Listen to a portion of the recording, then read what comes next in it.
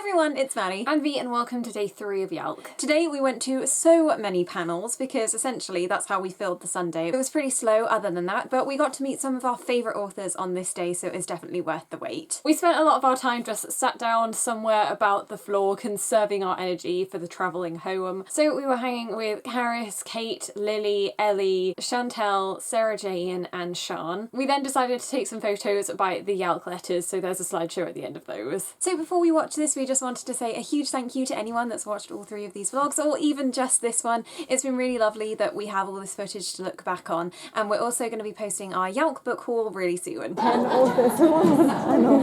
It's probably the biggest we'll ever see it. Oh, they've all got Good morning! In front of them. Day 3 of YALC! Yay! How's everyone feeling? Good? Tired? Amazing. Well, thank you guys so much for coming to today's New Voices panel. This is an opportunity to get to learn about all kinds of new exciting books that have been out this year. I'm Catherine Weber. I'm the author of Wing Jones, which came out in January from Walker Books. Wing is the story of a girl named Wing living in Atlanta in the 1990s who idolizes her older brother. He does something terrible, and in response to kind of what he's done, it really shakes up their whole family life. She starts running at night, and it turns out that she's a really talented athlete. And then along with that, then she falls in love. So it's a lot about family dynamics and girl power and loyalty. And there's a lot of good food in it as well. Hi, I'm Karen Gregory. I'm author of Countless. I'm sorry about the voice. Countless is the story of Hedda. She has anorexia. When she discovers she's pregnant, she decides to call a truce with her eating disorder and eat for the sake of the baby. Orla, the author of No Filter. No Filter is ostensibly a love story, but really it's the story of a girl who is discovering her own power and her own voice.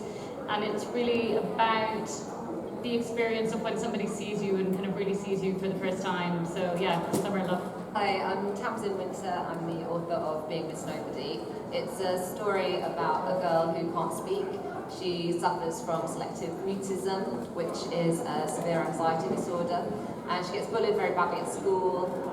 She becomes more and more desperate to speak up. So with the help of her little brother, she starts an online blog called Miss Nobody. Before long it starts getting a little bit out of control and people start getting hurt, and there's just one thing that she has to do, which is to speak out. But how do you do that when you can't actually speak? So really it's a story about friendship, bullying, blogging, and also about how mighty and brave a girl with anxiety can be. Hi, I'm Harriet Springbett, author of Tree Magic.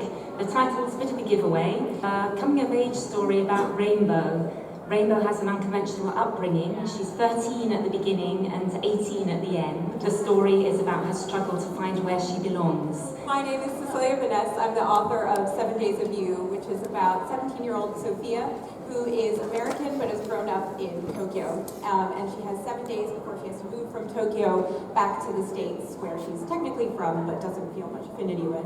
And it's the same 7 days that a boy she used to be friends with, who moved away from Tokyo, moves back.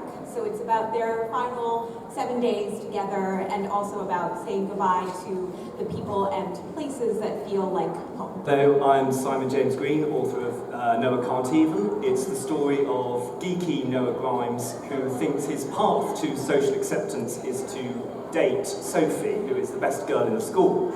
But at a party, he ends up having a big old gay snog with his mate Harry instead. And from that point in, chaos ensues in his life, basically.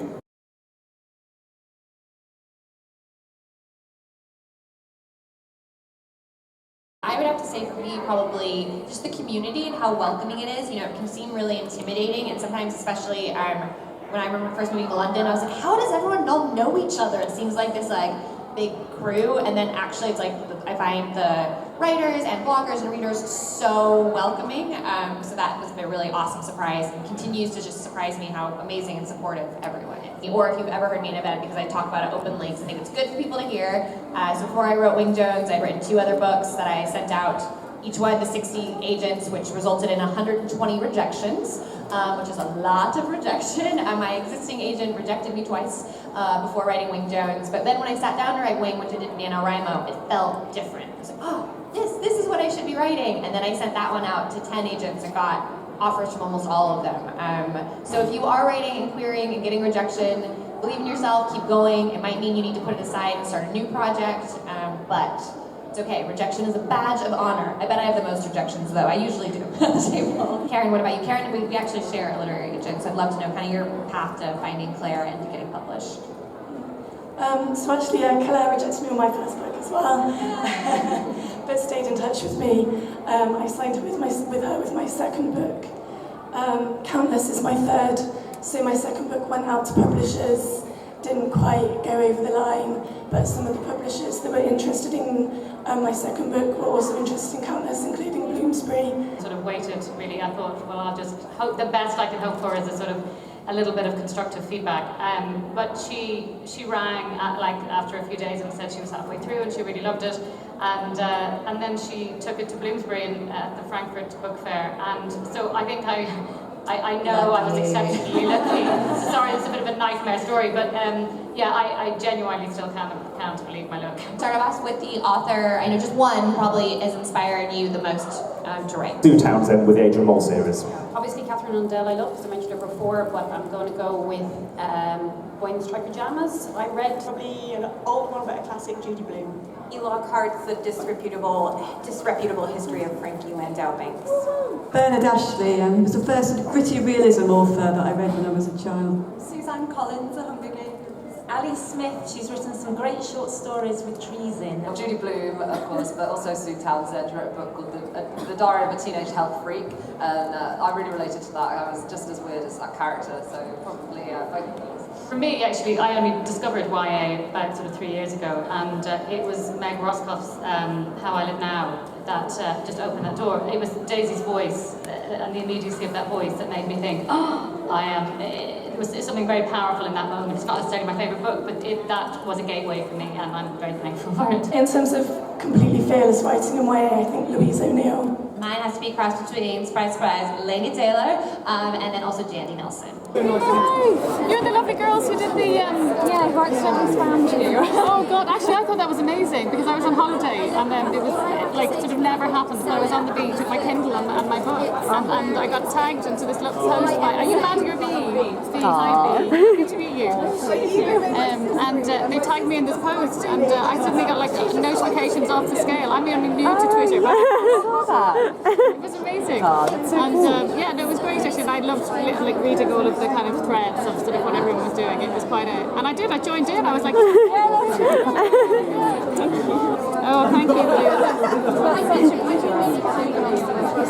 Oh, it's nice, isn't it? It's quite, I mean, it sort of was, obviously I think there's a nod to the sort of Instagram kind of thing, but yeah, it is, it's nice. It's sort of, somebody mentioned that it's quite difficult for when people do those gorgeous. That's what we have, but it'll fit, it'll go on the pink, it'll be nice. I really loved that you used Instagram most, because I felt like it's quite a bit Twitter or YouTube, like Instagram you don't really get people writing. And what did you think though about sort of, because this is I was really curious about this, whether or not, like how to future-proof it, because, you know, so much of the details now, it could be something that, you know, you read that in 6 months' time and everyone's moved on to another app and or the you know, the technology's improved so much that it feels quite dated, but I kind of think you can read around it, or you can sort of, you understand the emotions that accompany it rather than the detail of the... I just thought, like, I like how these kind of feel like a caption. Oh yeah, okay. As if, like, that was how I read it anyway, like, that each chapter kind of felt like, you know, a big metaphor for an Instagram post, and that was, like, what they would caption the photos. That's really astute, yeah. So, yeah, I thought, like, it was just a good way, like, it could be linked to Instagram, but at the same time, it was like, you could easily interpret it as something on, like, Twitter or Facebook or Snapchat or whatever, so I don't think it was, like, very nice. Yeah. At the same time, so yeah. It's so nice, but you girls, like, genuinely, when they were mentioning about what you feel is your biggest surprise, and actually, to be honest with you, genuinely, the biggest surprise to me is the blogging community. I had no idea that this, like, audience of active, engaged, super smart, like, book readers. I genuinely didn't know they sort of, I wasn't aware of it. It wasn't sort of something that it's a whole new world, and it is, I can't believe the level of passion and engagement. It's extraordinary. I feel like in the UK community, it's like slightly more underground. In the US, it's like a huge thing. Yeah. But yeah, like, bloggers definitely like work tirelessly to It is incredible. I mean, but even like I only recently kind of discovered you guys, but like you're so prolific. You read so much, you review so much. You sort of, you know, it's extraordinary the wealth of like, you know, like somebody needs to kind of snap you up for this kind of, you know, genuinely. So we're just heading to a panel now, which is called Writing for Social Change, and it has Ryan Gordon and Non Pratt is chairing it. At 10:30 they were doing a drop of Invictus and they were giving away 70 copies. So we got in the line and it was like a pretty sensible one, not great because people were still cutting in, but we managed to get a copy and you just had to write on a post-it note what time you would have liked to have been born in, if not today. And then we just went over to see it after because it was quite stressful just signing up for that amount of time. And then we managed to get just a proof from Hockey as well. That was great. Your chair today, Non Pratt. To my left are delightful panellists of Rebels. We have Ryan Gordon, author of Walled City and Duology, Wolf by Wolf, and Blood for Blood, and forthcoming Invictus, which I believe they're proof giveaways. Yes. In the middle, we have Catherine Barter, author of Troublemakers. At the end, we have Nikki Sheehan.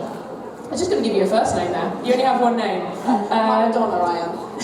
Author of Who Framed Carys Cliff. It's the hardest title ever to say. Swan Boy, and more recently Goodnight Boy, which is Times Book of the Week. So I wanted to get to know them, and I've told them all that they have to find their most rebellious thing they've ever done and reveal it to you all here and now. Nikki, I'd like you to go first. Thank you, Non. Thank you so much, Non. That's really great. Well, I don't think I've ever been rebellious. I'm a natural rule follower, but I've been extremely stupid. And within that stupidity is a certain amount of rebellion. So the story I was going to tell, which I'm going to tell in fact, is that when I was about 18, I went to Glastonbury, and I doubt I told my parents where I was going. I probably said I was at my friend Penny's. But I went with, on the back of not even a boy's motorbike, it was a man's motorbike. He was a fully fledged, great big hairy biker. Not that much I remember either. I had to kind of delve back into time for this, but I did remember that when I was about 12, I got kicked out of the Stratford-upon-Avon butterfly farm for stealing the coins from the ornamental fountain. It's just amazing. Which I think was probably for charity, so it was I'm not proud of it, but yeah. Do you know how much you managed to steal? Was it just like one handful, or did you just like... No, we were doing it. It was me and my friend Hannah Raisin, and we were kind of sitting on the side of it, sort of surreptitiously taking 1 10p at a time. But you know, when you're 12, it adds up. Exactly, it adds up quickly. So it's a lot of Space Invaders. They were 10p, weren't they? Yes, exactly. Yeah, exactly. All the Space Invaders are with. How about you, Ryan? So I'm also a rule follower. My husband makes so much fun of me because I have this like fear of authority that's been ingrained in me since I was a child. So this particular event that happened, so I grew up going to church, and there was a man who always brought his dog to Sunday school, and he would like tie him up on the fence outside, and the dog's name was Banks, and he was a really sweet golden retriever, and I made really good friends with him like over the years. But there was this boy in my Sunday school class who started picking on the dog, and the dog couldn't do anything because he was, tied to this fence. And so I remember very vividly, I was like 7 or 8, and the boy was picking on Banks, and I was like, you better stop that right now. And he's like, what are you going to do about it? And I had a cup of red fruit punch, Hawaiian fruit punch in my hand, and I threw it at him, and it's like got all over his nice church clothes, and he, like his face, you could just see that he hadn't expected that at all, and he just like broke down into tears and ran away, and I never got in trouble for it. I was so scared that I would, but yeah, rebel with the cause, fruit punch. I love the idea that your rebellion worked out, whereas Catherine's very much did not. I got my money. They didn't take it from me. I don't think they took the money. I got thrown out of the butterfly farm. I don't think they did. The authorities were useless then. Maddie and me. Yep. I love my Wolf so much. I can't wait to read it. I'm really excited to read it. Oh, good. Sci-fi is not really my thing, but I was like, it's right. I need to read it. Well, and I feel like it's one of those books where it's like it doesn't really matter. Like sci-fi doesn't have to be your thing because it's like there's a lot of history in it too, and also I just love part of the other image, and I was like, it has to be like I do as well.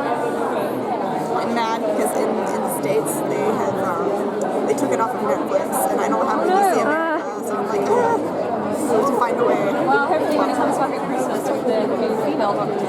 I'm excited. I don't get the people who are like, this is atrocious, and it's like, well, it fits within the logic of the show, and it's like, it's not. Yeah, it should have come a lot sooner. You're right. Like, I loved Amy and Rory. Yes. Like, they're a married couple, and they're like this down-to-earth married couple. So like, I think that'd be fun if they did something like that. My name is Chelsea Pippin. Thank you very much for coming. I'm very pleased to be here with 3 women whose books I know in real life I've pushed on many people to talk about life advice by talking a bit about your books and what you've covered. Sure, I'll go first. My book is called Doing It, and it is a book all about sex and relationships, so it covers a lot of life advice, hence why I'm on this panel. And it is kind of like mostly about healthy relationships, but then it covers everything from like masturbation to porn and consent and LGBT and all that good stuff. Yes, I write the Spinster Club trilogy plus a novella, which has really made the word trilogy difficult and inaccurate. But so 3.5 trilogy, the Spinster Club trilogy, which is books about a group of girls who start their own feminist grassroots campaign group at college, and I use the books to try and basically make young women and men realise that they're kick-ass and amazing, and they don't have to stand for the sort of things that they're told that they have to stand for. And also cover things like mental health and bad parenting and sort of all the other sort of joys that happen when you're a teenager. My first book was Beautiful Broken Things, which is about friendship, about the love between teenage girls. It covers emotional recovery after trauma and mental health as well. And then my second book, which came out this year, Quiet Kind of Thunder, is about a girl who was a selective needs child and is very severely anxious as a teenager, and the boy she meets who is deaf and how their relationship develops. So kind of similar to Holly, kind of covering the kind of things you come across as a teenager and the kind of things that you deal with kind of on a daily basis. So not like the massive global things, but kind of the very important personal things that can happen every day. Do anybody else want to go first? I'm not always going first. I guess the difference between fiction and non-fiction is that with fiction, I guess the advice is a lot less blatant because it's not like a how-to, especially in teen books where I think you feel like a real sense of responsibility for your readership because they can be young and impressionable, but I'm sure you guys probably have more street sense than I do. You kind of want to show by the end of the book maybe a healthy development of the character, and that's how the advice is given, or you have like a friend who is telling the character something that maybe the reader might be absorbed, but it's a lot less explicit, it's more implicit. As an author, you're not your characters, and at the end of the day in fiction, the main thing you're trying to do first and foremost is just tell a good story. And then if the story helps people, that's like the secondary thing. Same as Holly, when you are writing for teenagers, you are aware of, not even just that teenagers are impressionable, but that they're still developing and they're looking for stories that are going to speak to them in their own experience, and you want to be true to that. So you don't want to be too much in the, here is how the world should be, and here is how you should behave, because you're also representing a world, the reality that we live in, and you can't, we could have things the way we wish they should be. And in terms of, especially with things like relationships and representing healthy relationships, you have to recognise that people aren't always going to make the right decision. And about what that process is like for you? We just really like to work together whenever we possibly can. We worked together at a charity and it was really fun. The 2 days a week that Hannah came in, we didn't do much work. We were just desk buddies. We were just there's just a it lot was of like, new Taylor Swift music video just dropped. Yeah, stop we're not allowed to do anything, we have to listen to it and watch it exactly the same time with our headphones. We'd actually go 1, 2, 3, go. We did work. But that was a lot of... But yeah, at the charity, Holly was the relationships advisor and would just give loads of great advice to young people as her job on a daily basis. And so when I was writing the chapter in my book on healthy relationships and then kind of about unhealthy relationships and relationship abuse, I kind of thought Holly would be a great expert voice in that. And then you just came up with this amazing thing called the One Telltale.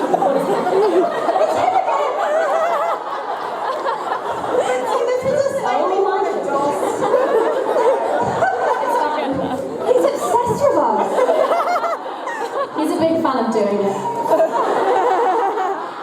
I totally lost my chill.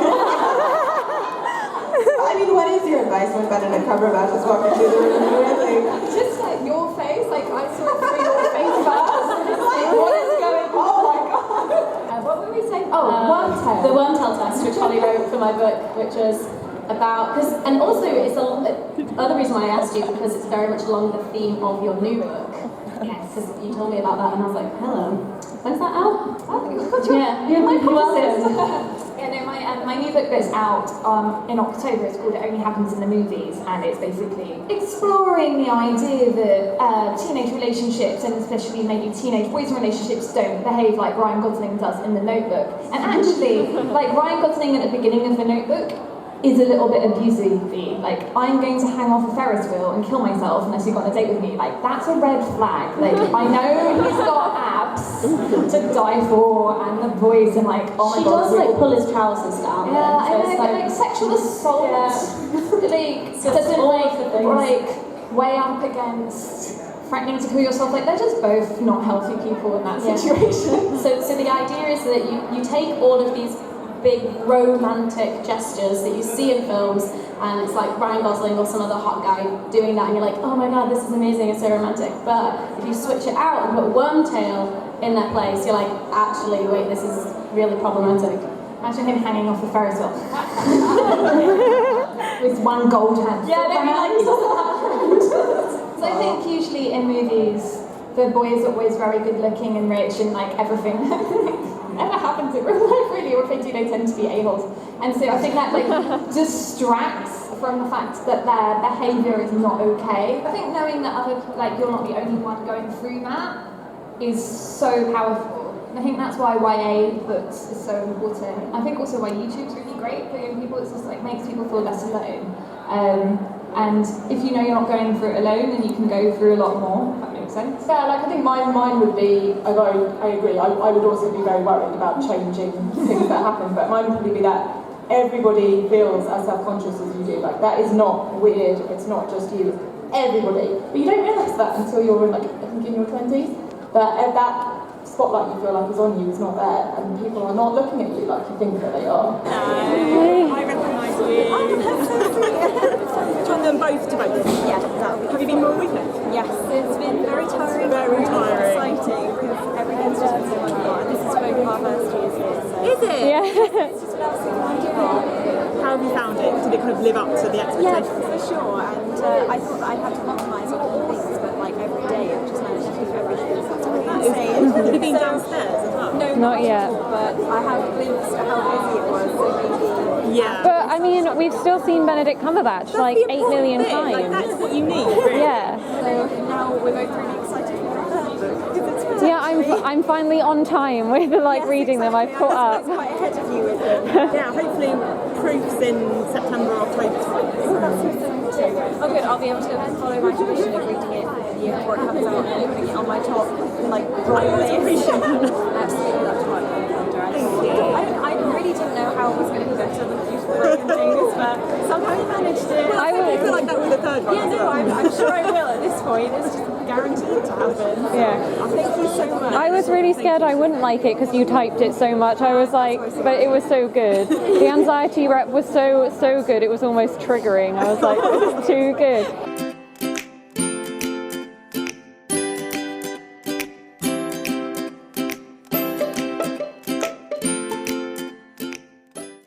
What have we just done? Okay, so we went to the panel which was Life Advice with Hannah Witten, Holly Vaughan and Sarah Bernard. And then straight after that we ran to like the front of the queue for Sarah Bernard's signing. Which is happening over there. We hate queuing. We hate queuing. And we were quite lucky with that. I swear we lined up for something earlier and we were like really... Yeah, that was with Ryan Gordon. We were like 5 to the front, so that was really good. That was good. We've just joined this queue signing on The Treatment by C.L. Taylor, and they were doing a brief drop and we had loads, so we thought we may as well. It's a thriller. I quite like YA thrillers. So. But also it's the most exciting YA debut of the year, so that's quite acclaimed. Wow, twins? Yeah. Cool. Wow, so I love twins. You can tell, oh my god, I have twins. Now I'm just really excited to go home and read the books. Yes, did you get any samples? Yes, I've got like tons. Half a suitcase full of them. Right. There's a lot of cool swag this year. Yeah, totally. I was just saying the Little Mermaid sample, Louise's one is amazing. It's like looks good. I'm definitely very sure. Oh, then it's amazing. Great. And fandom, if you can get a fandom proof from Chicken House, it's really good. I was wondering if you could sign these because I actually have little books which I do. Sure. It's just like prioritize packing. I'll do it this way? Like, yeah, that's okay. So which one is Maddie? I'm Maddie. I'm B, yeah. Okay, cool. And is one of you like more chatty than the other? I think when we were younger, I was always the one that chatted to adults, and then B would chat to other children. Yeah, that's how it was. Yeah, we had it all covered. Yeah, I don't think it's like that now. I mean, people say that I was like, goodness, otherwise. Do you have the same taste in books? I'm more contemporary and then B's more fantasy. Okay. But I think this is like both. Bridge the gap. Like a Venn diagram. Oh my god, guys, that makes my heart swell. And do you share the same when you read books? Do you have the same favourite characters, or would you gravitate towards different ones? Probably different ones actually. We've always, whatever it's been, like TV shows or when we were younger, like toys and doll lines, we'd like split them up so we'd each have like equal ownership over half the characters. So I feel like that still works with book characters. So. You have to fight over who loves one person. You're very lucky. I feel like that can get real ugly real fast. Oh, for sure. Like the same taste.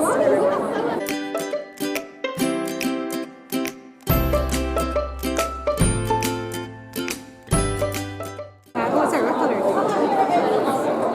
Okay, you're officially the fastest decider. Like some people come up and it's like, why are you making me make decisions? I really love it.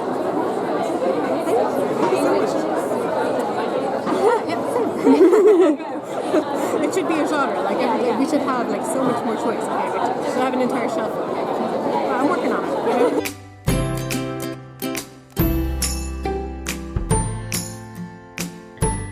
There's all our bags. I'm in charge of making sure they're all okay. And then I think Bee's walking over now from the bookmark store. She might have spotted something. There she is browsing. The flash sale had started at HQ, so we bought 3 books and they were only £1 each. So one was Editing Emma, which was one of their spotlight books of the weekend, which is pretty cool that we only got that for £1. And then we also picked up Not That Kind of Girl by Siobhan Vivian, because I've seen that on the Waterstones book tables before, and it seems like the one I'm most interested in of her like backlog of books. So we bought that one because I was just like, why not? And then B wanted to pick up Kook. And that's about surfers, and we love Blue Water High. So if anything gives me that vibe. I think it's like a thriller as well. So okay. I'm quite afraid of the water. So if it's a water-based thriller, it's guaranteed to be a success for me because I'm definitely afraid. Oh, we're just waiting for other flash sales, and Carys is just about to participate in an ARC giveaway for Chapter 5, which have always been difficult. So yeah. I don't think we've shown much of the in-house Waterstones because we haven't actually been browsing here very much. But they just put all of their books on open display, and it's mostly for authors that are here. And then they've got all the tables and hardbacks. So at the end of each signing, authors would just take a stack of books to be sold in the Waterstones. So I'm pretty sure that a lot of them have this little like signed by the author sticker. All the Loneliest Girls. Let's just have a look at Lauren's signature. Ooh, so cute.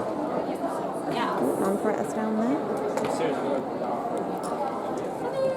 I'm really taken by this.